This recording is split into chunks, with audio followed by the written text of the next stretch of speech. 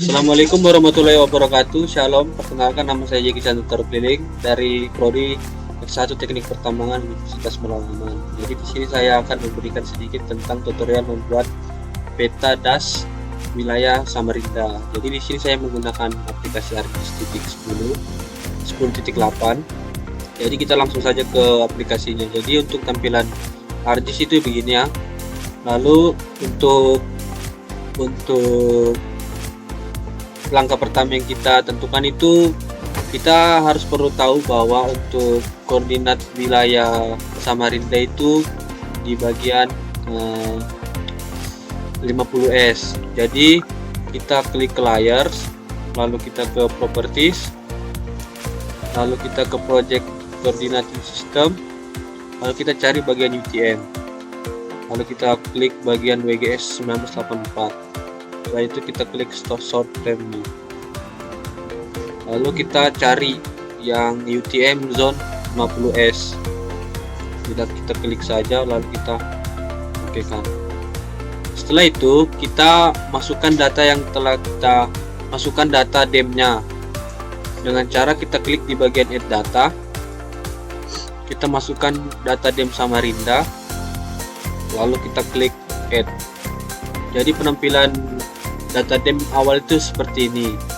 Setelah itu kita cari tahu untuk koordinat data DEM itu sudah betul di wilayah 50S atau belum. Jadi kita sisa klik kanan bagian sini, lalu kita klik properties, lalu kita klik bagian source-nya. Kita cari di bagian koordinat sistem. Jadi untuk koordinatnya masih salah. Setelah kita tahu salah, kita langsung ubah UTM-nya ke 50S dengan cara kita klik geoprocessing.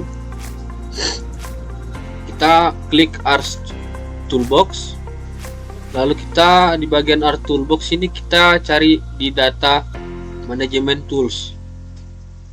Lalu kita masukkan, lalu kita cari data projects and transformation.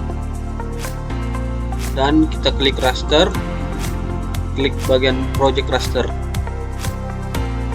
Setelah itu penampilan seperti ini, kita kasih masuk data DEM kita.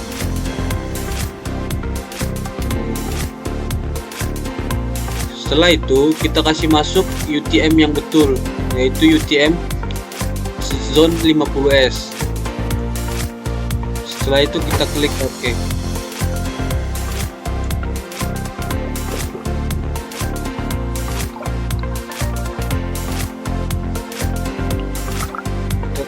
Untuk prosesnya. Nah, setelah jadi, data yang kita tidak pakai ini kita hapus saja, dan kita di bagian sini, setelah jadi data project yang betul UTM-nya, kita klik di bagian, masih di bagian ARC Toolbox, kita cari di bagian Special Analysis Tools, kita cari di bagian hidrologi, lalu kita klik fill-nya. Jadi fill ini kita kasih masuk data DEM kita, lalu kita klik OK. Setelah jadi data fill-nya, kita masih di bagian hidrologi, kita ingin membuat flow direction-nya. Setelah itu kita klik flow direction. Nah, di sini kita kasih masuk data fill yang tadi kita buat, lalu kita klik OK juga. Nah, itu penampilan flow direction itu seperti ini. Setelah jadi flow direction, kita ingin membuat lagi flow accumulation dengan cara kita klik flow accumulation. Kita kasih masuk data flow direction yang kita buat, lalu kita klik OK saja. Setelah jadi flow accumulation-nya, kita masih cari di sekitar ARC Toolbox. Kita cari itu di bagian conditional, lalu kita klik con. Untuk input datanya di sini, yang awal kita kasih masuk flow accumulation, dan yang di bagian 2 sama 3 ini kita kasih masuk flow direction-nya.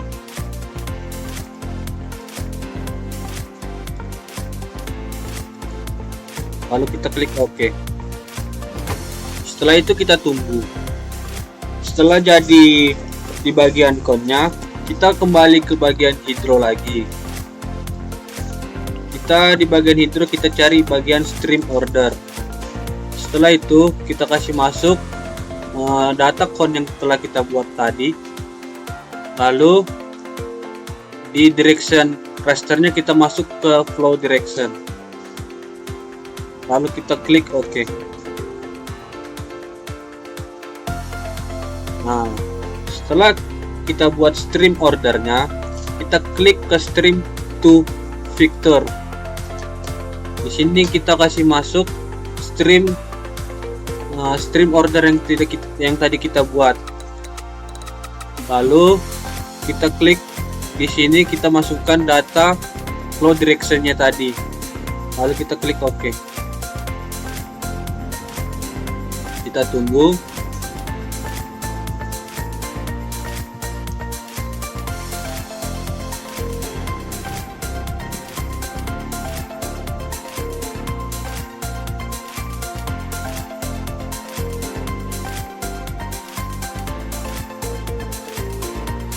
Setelah jadi stream of vectornya, kita kembali ke stream of to vector, kita klik kanan, lalu kita klik properties, kita masuk ke bagian definition of query, lalu kita klik query builder.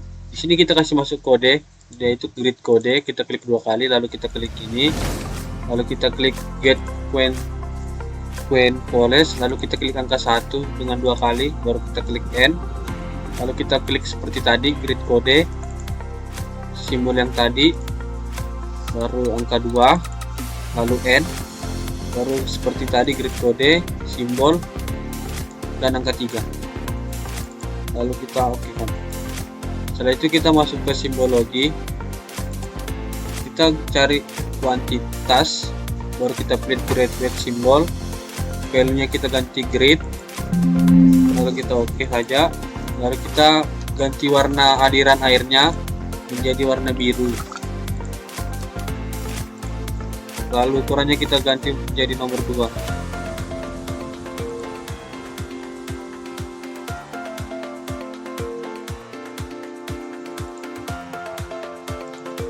Nah, baru kita OK kan, lalu OK, apply. Setelah itu kita ke hidrologi lagi, kita ke basin. Ini bagian flow dir, lalu kita klik OK.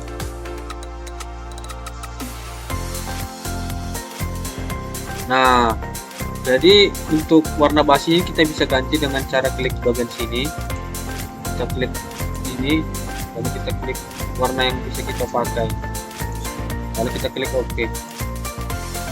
Nah, setelah itu kita ke conversi tools, masih di bagian Arch Toolbox, kita cari di bagian from raster, lalu kita klik di bagian raster to polygon. Setelah itu kita kasih masuk data basin yang kita pakai tadi, yang kita buat tadi,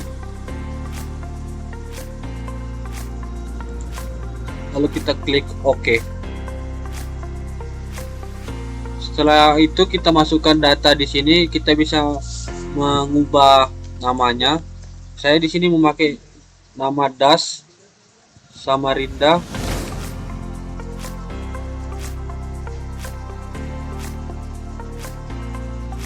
lalu save, lalu OK.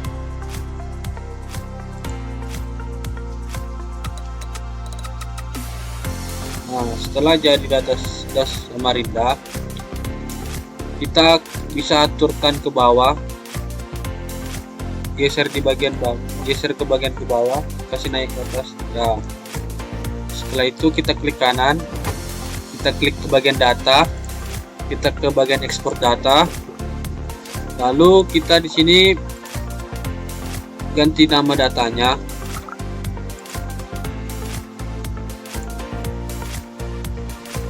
Saya memakai luas. Setelah itu save dan OK. Yes. Nah, untuk menghitung luasnya sendiri, kita bisa menekan di bagian atas ini, lalu kita klik kanan, lalu kita klik bagian select bus by rectangle, lalu kita blok di bagian peta yang kita akan hitung. Lalu kita tunggu, lalu kita ke bagian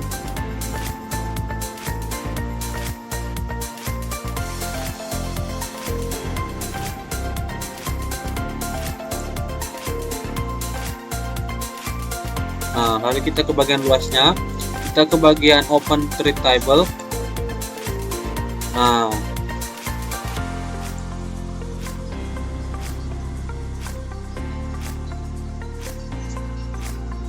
Setelah itu kita bisa mengganti nama tabelnya dengan diklik di bagian sini. Kita klik bagian add file, lalu kita ganti dengan nama luas. Untuk tipenya kita ganti double dan lalu kita klik OK. Nah, tetapi di sini untuk luasnya sendiri belum bisa kita dapatkan. Kita bisa dapat dengan klik kanan bagian luas, lalu kita klik di bagian geometri, kalkulator geometri. Lalu untuk areanya tetap kita pakai area, dan untuk unitsnya kita ganti ke bagian hektar, lalu kita oke kan. Nah, untuk luasnya sudah ada, tapi kita masih bingung untuk mencari luas terendah dan tertinggi. Kita bisa klik di bagian sini untuk mencari yang paling rendah sampai yang tertinggi, dan untuk yang tertinggi dan yang terendah bisa klik bagian sini. Dan untuk melihat minimum dan maksimumnya kita bisa klik di bagian sini tadi. Di sini kita bisa melihat di bagian sini ada luas. Di bagian sini ada luas, grid call, dan ID. Kita bisa melihat di sini minimum dan maksimum dari ID dan minimum dan maksimum dari grid kode. Nah, jadi sekian dari tutorial saya, kurang lebihnya saya mohon maaf. Semoga bisa berguna bagi kawan-kawan semua, dan terima kasih.